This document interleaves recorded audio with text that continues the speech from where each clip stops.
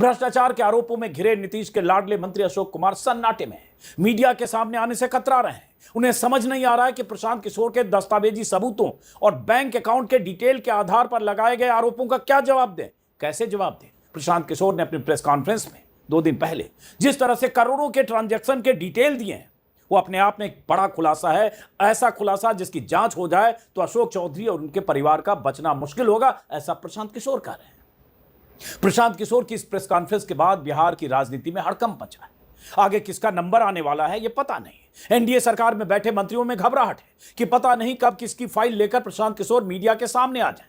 प्रशांत किशोर ने अपने खुलासे की शुरुआत कुछ दिन पहले, कहें तो लगभग 2-2.5 महीने पहले, सबसे पहले बिहार बीजेपी के मुखिया दिलीप जायसवाल से शुरू की थी और अब स्वास्थ्य मंत्री मंगल पांडे से लेकर उप मुख्यमंत्री सम्राट चौधरी और बीजेपी सांसद संजय जायसवाल की कुंडली खोल चुके हैं।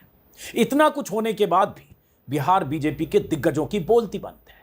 अब तक होना तो यह चाहिए था कि बीजेपी और जेडीयू के नेताओं को सामूहिक तौर पर सामने आकर जवाब देना चाहिए था, लेकिन छिटपुट बयान के अलावा अब तक कोई सॉलिड जवाब आया नहीं है। ऐसे आरोपों और खुलासों के बाद नीतीश सरकार की तो फजीहत हो ही रही है। कई तरह के सवाल भी उठ रहे हैं कि आखिर इन आरोपों की जांच कौन कराएगा, कार्रवाई कौन करेगा।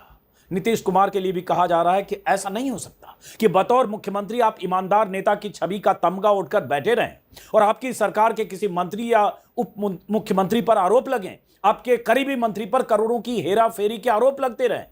अगर मंत्री पर भ्रष्टाचार के आरोप लगे तो मुख्यमंत्री को या तो अपने मंत्री के खिलाफ कार्रवाई करनी चाहिए या फिर मंत्री और सरकार को सामने आकर पॉइंट टू पॉइंट जवाब देना चाहिए, लेकिन ऐसा हो नहीं रहा है। प्रशांत किशोर की प्रेस कॉन्फ्रेंस के लगभग 48 घंटे बीत चुके हैं, लेकिन अब तक ऐसा कुछ हुआ नहीं है। मुख्यमंत्री के मानस पुत्र पर अपनी बेटी, अपनी पत्नी और अपनी समधन के ट्रस्ट के नाम पर 200 करोड़ की जमीन खरीदने का आरोप लगा है और मानस पिता की तरफ से सन्नाटा है। मानस पुत्र को तो जैसे सांप सूंघ गया है। उल्टे यह जरूर हुआ है कि जेडीयू के एक प्रवक्ता नीरज कुमार ने अपनी सरकार के मंत्री के खिलाफ ही मोर्चा खोल दिया है। नीरज कुमार ने कल लगातार बयान देकर कहा है कि पार्टी पर इस तरह के गंभीर आरोप लगे हैं, इसलिए अशोक चौधरी को सामने आकर जवाब देना चाहिए। अपनी ही पार्टी के मंत्री से जवाब मांग रहे हैं जेडीयू के प्रवक्ता।